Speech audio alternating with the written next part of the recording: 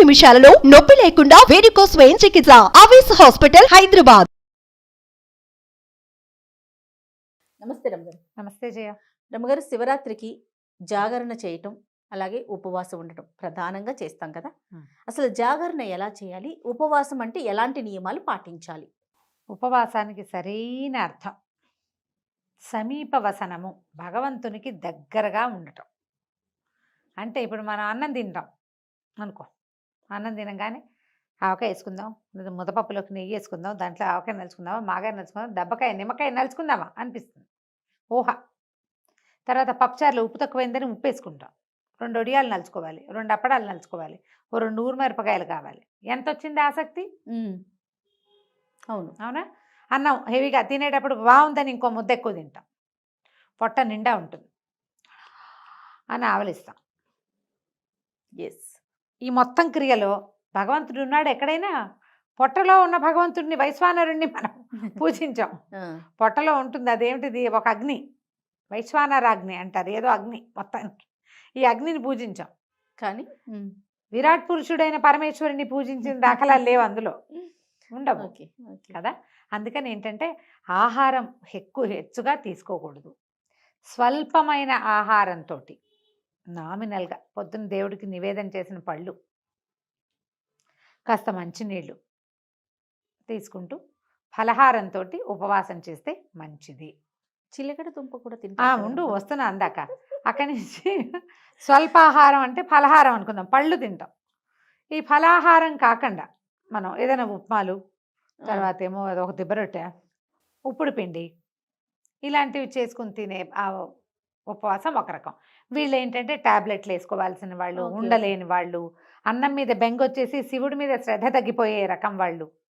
వీళ్ళు ఏం చేస్తారు, కాస్త ఏదో తింటే అన్నానికి భిన్నమైన పదార్థం ఒకటి, ఘన పదార్థం వెళ్తే 1-2 కాఫీలతోటి ఉపవాసం అయిపోతుంది. అవును, ఇదొక పద్ధతి. పొద్దున్నుంచి సాయంకాలం దాకా అభిషేకాల్లో వాట్లల్లో ఉండే వాళ్ళకి మంచి తీర్థం తప్పిస్తే ఇంకా ఏమీ అక్కర్లేదు. రోజంతా శివనామస్మరణ చేసేవాళ్ళు, వాళ్ళకి అవసరం లేదు. ఖాళీగా ఉంటారు, ఆఫీసుల్లో పని చేసుకుంటూ, ఇంట్లో పిల్లల జల్లాలను చూసుకుంటూ, రకరకాల ఇంటి పనులు చేస్తూ, బిజినెస్ వ్యవహారాలు చూసుకుంటూ కూడా మనం ఉపవాసం చేయాలి అంటే అలా ఉండలేకపోతాం. అవును. పైగా మనకి బ్రేక్ఫాస్ట్కి టైము, లంచ్కి టైము, ఈవినింగ్ స్నాక్కి టైం, ఆ టైములు బ్రెయిన్లో ఫిక్స్ అయిపోయి ఉంటాయి. అది ఫిక్స్ ఇట్లా కొడుతూ ఉంటుంది. మిగిలిన వాళ్ళు తింటారు కొంతమంది అయినా. మనం నాకు ఉపవాసం అని చెప్పాలంటే కొంచెం ఇదిగా ఉంటుంది. ఏదో ఒకటి తిని ఉన్నామనుకో, మనకు కూడా దాని మీదకి ధ్యాస పోతూ ఉంటుంది.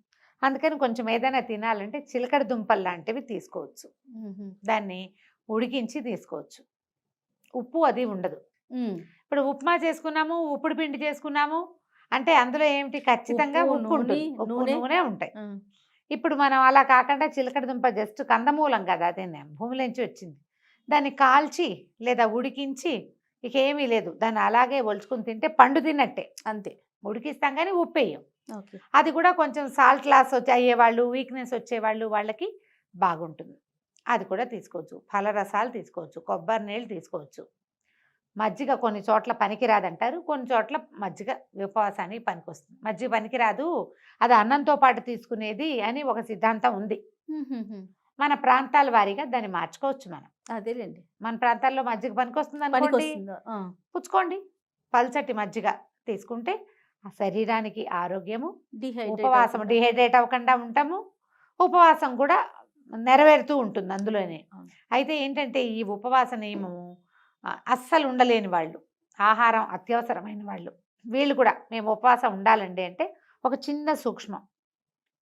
పొద్దున దేవతార్చన చేసుకుంటాం కదా, దైవారాధన ఏదో చేసుకుంటాం, పూజ పునస్కారం సింపుల్గా అయినా దీపం పెట్టి ధూపం చూపించి తర్వాత 2 అరటిపళ్ళు నివేదన పెట్టే అలవాటు ఉన్న వాళ్ళు కూడా పొద్దున మీరు ఏం వండుకుంటారో, ఉప్మా అయినా సరే దాన్ని దేవుడికి నివేదన చేయండి. ఓకే.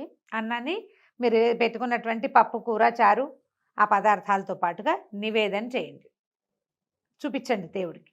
ఆ నివేదన చేసింది ప్రసాదం అనబడుతుంది. అన్నం అనకూడదు ఇంకా దాన్ని. ఓకే. ప్రసాదాన్ని తీసుకోండి. ఆరోగ్యం సరిలేని వాళ్ళు, కడుపుతో ఉన్న వాళ్ళు కూడా చేయొచ్చేది ఉపవాసమే. అది ఉపవాస నియమాలు, ఇదొక సూక్ష్మం.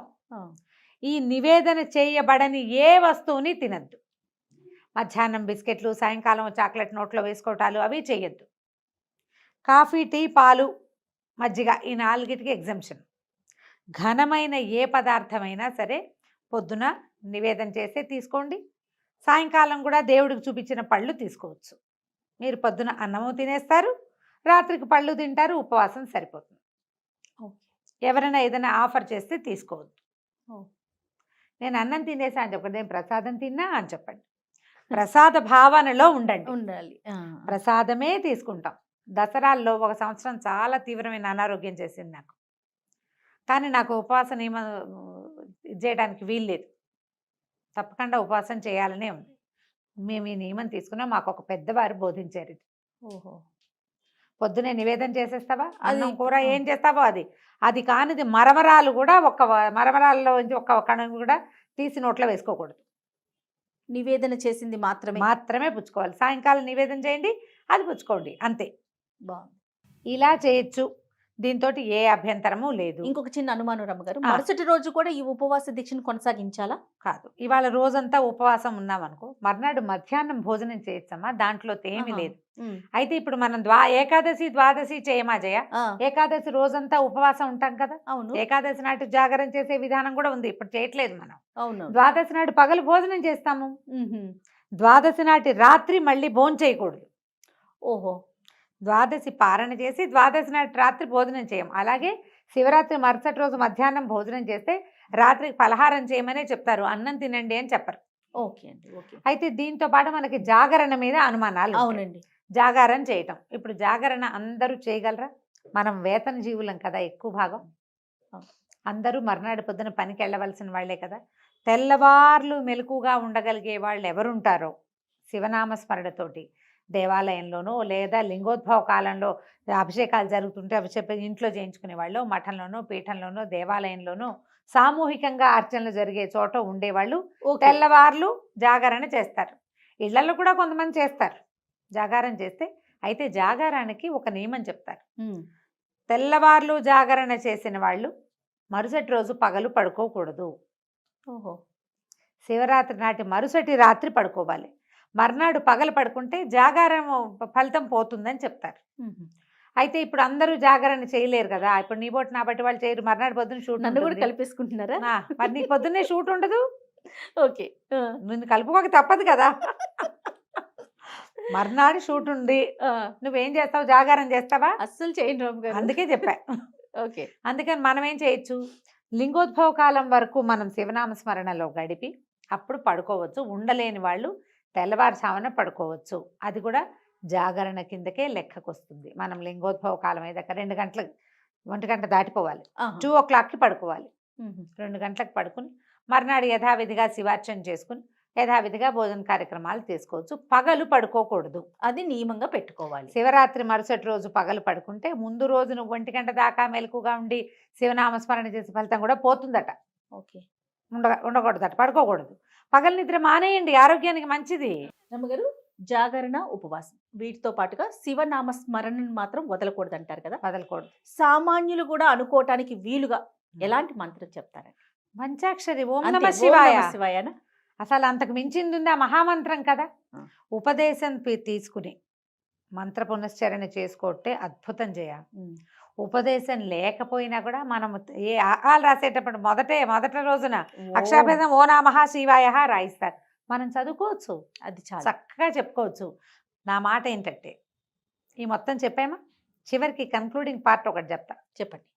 శివరాత్రి రోజున మీరు ఉపవాసం చేయకపోయినా, జాగారం చేయకపోయినా, పూజ చేసుకోపోయినా, గుళ్ళోకి వెళ్ళలేకపోయినా, లేదా ఈ మన ఏకాదశి రుద్రాభిషేకాలు అటెండ్ చేయలేకపోయినా ఇతరులతో పోట్లాడకండి. మీరు ఎవరితో మాట్లాడుతున్నారో, ఎవరితో కలిసి ప్రవర్తిస్తున్నారో వాళ్ళని శివుడుగా భావించండి. చాలు, అంతే. శివరాత్రి పూర్తిగా సక్సెస్ అయిపోతుంది. ఈ రోజున మీరు దుర్భాషలాడడము, పోట్లాడడము, అనవసరమైన వాదనలకు దిగటము, అక్కర్లేని వ్యవహారాలు చేయటము అది మాత్రం చేయబోకండి.